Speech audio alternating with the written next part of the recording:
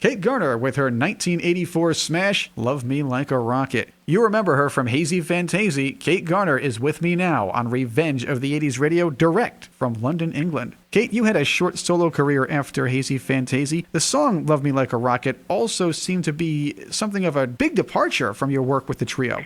Yeah, that was a strange moment in time. And when the few pieces of footage, TV footage I have from that, I looked so sad.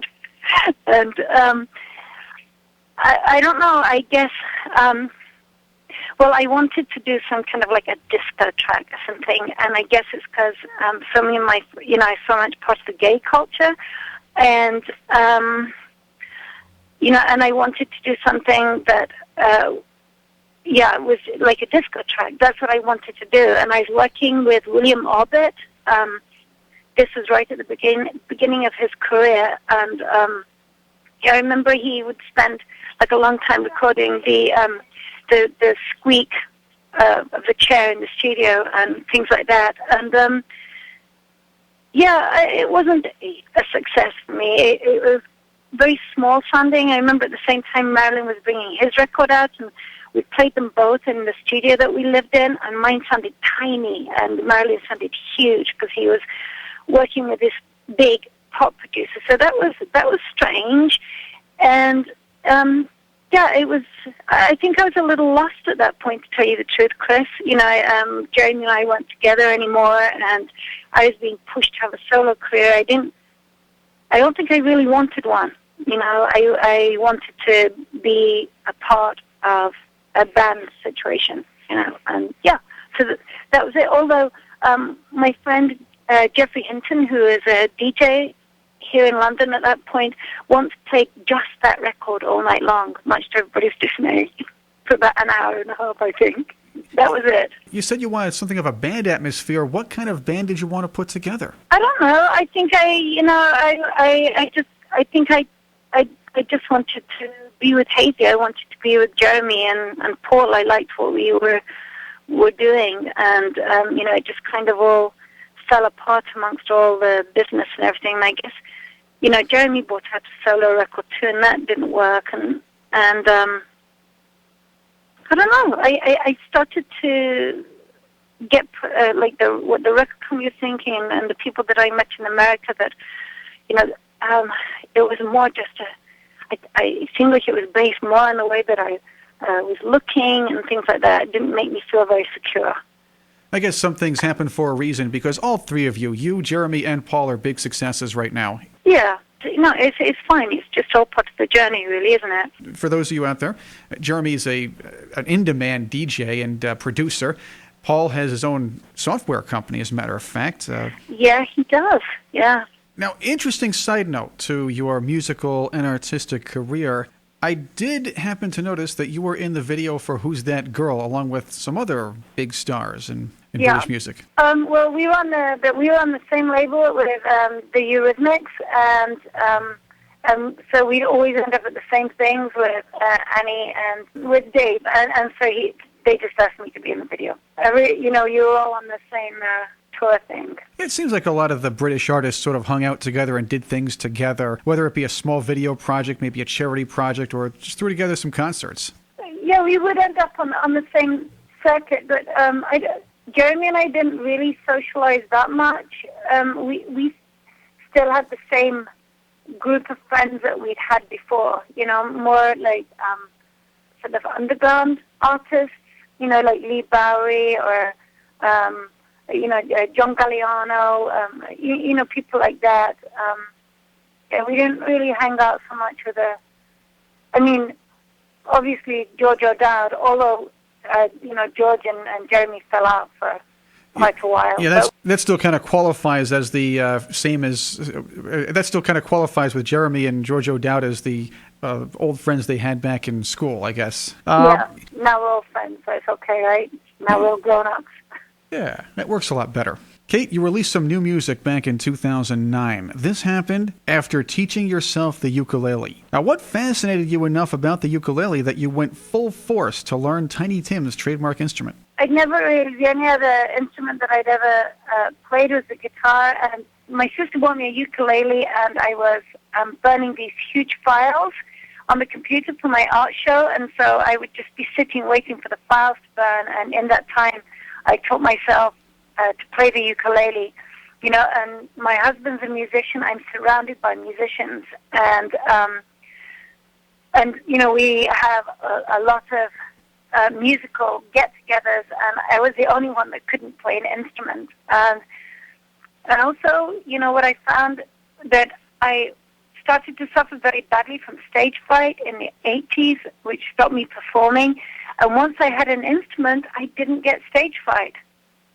You know, so, you know, now I perform with my husband sometimes, or with these other friends of mine that are in a band called Bear Hat, and I don't get stage fright. So it's been a wonderful thing for me to learn how to play. I can write my own songs without any help from anybody. You know, I don't have to rely on somebody to, you know, put the music down for me. I can do it myself. And what's it called when you teach yourself? Yeah, I always call it teaching myself. I never called it anything else. Maybe there is something, I just don't know it. There is. It's called something didactic. Yeah, that's it. We'll go with that. Yeah, I like that. You actually, though, Kate, developed your own ukulele sound while you were teaching yourself. Yeah, because I don't pick it like a guitar, and yeah, and I have such amazing musician friends who are, you know, there's like a real.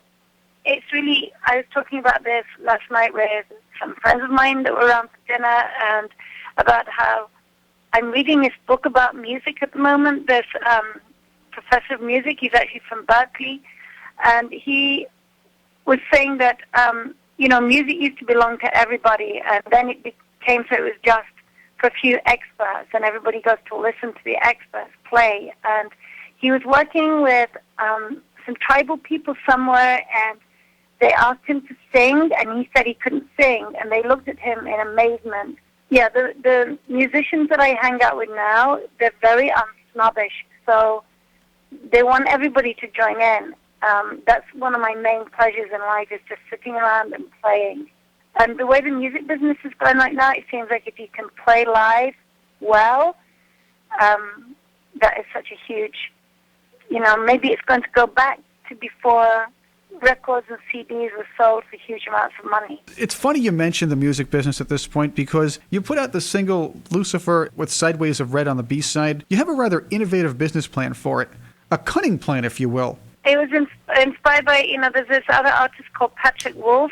He's an English musician. I think he was signed to EMI, or he was signed to some major label, and he is quite extreme, and he was being channeled to be not quite so extreme, and so he left, and he what he did was he got money from fans to put out his album, and so I was inspired by him. And you know, my partner and I have our own label through One Little Indian that we can put things out with, and you know, there's all different ways of putting out music now, isn't there? You know, we don't have to follow the normal route. That's right. Once again, convention, boring, pushed aside. That's the way it is. Yeah, exactly. I mean, my husband is, you know, he's from San Francisco and Utah. He's a bluegrass musician, and he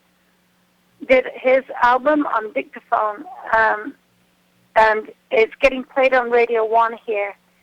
You know, and one of the reasons it's getting attention is because it was recorded at home on a dictaphone. So I guess it's like the reverse of, you know, what's been happening. We're going to play Lucifer at the end of this interview, Kate.